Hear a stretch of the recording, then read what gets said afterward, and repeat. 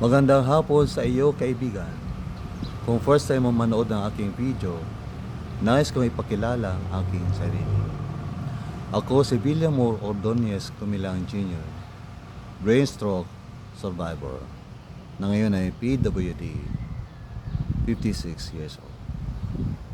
Huwag kang mainip sa aking pagsasalita sapagkat ako talaga ay mabagal magsalita, sapagkat kung aking bibilisan ang aking pagsasalita, ako ay mapupulot.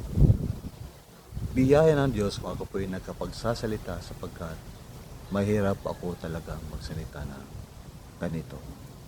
Salamat sa Diyos ng buhay, sapagkat ako'y kanyang tinutulungan sa pagsasalita.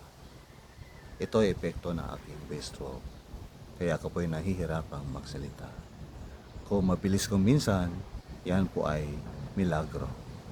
Salamat sa Diyos, salamat sa kanyang kabutihan sa aking buhay. Ako po ngayon ay gumagawa ng tama, sapagkat ito ang kalooban ng Diyos sa aking buhay, ang ibahagi ang kanyang mensahe, ang ibahagi ang ebanghelyo sa iyo, ang ibahagi ang katotohanan sa iyo, na si Jesus ay ating tunay na tagapagligtas. Wala nang iba pa, na ang Diyos ay mabuti sa lahat ng panahon.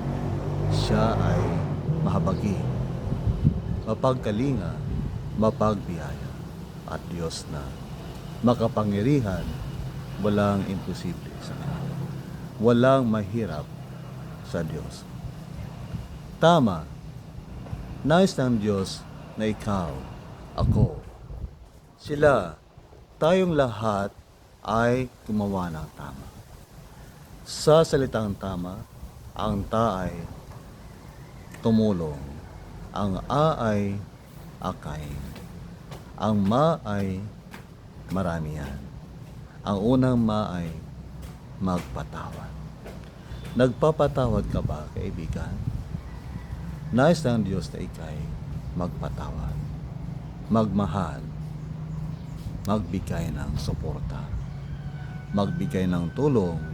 Ayon, tulong pa rin magbigay, sapagkat pinagpapala ng Diyos ang tao nagbibigay mula sa puso. 2 Corinthians 9:7. God loves a cheerful giver. Tama. Ang huling a ay alalayan. Alalayan mo, kaibigan, ang taong mahina. Merong taong mahina sa pinansyal na aspekto. Alalayan natin sila. Merong taong mahina sa pisikal na aspekto. Kagaya ko, kailangan ko ng taong magtutulak ng aking weche upang ako'y makausad. Subalit ako'y tinuruan ng Diyos upang aking matulungan aking sarili. Panoorin mo ito. Sa mga patag na lugar gaya ng simyento, walang bato at wala pong paakyat o pataas, kaya ko pong gawin ito.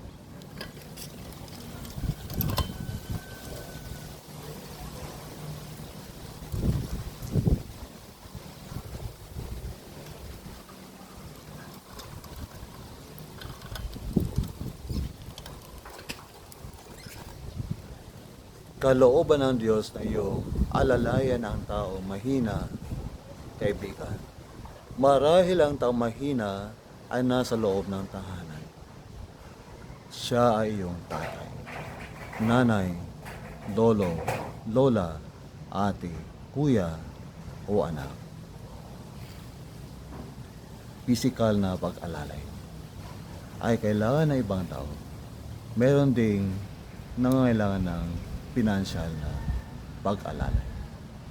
Tulungan po natin sila. Tulungan po natin sila. Atin po silang alalayan.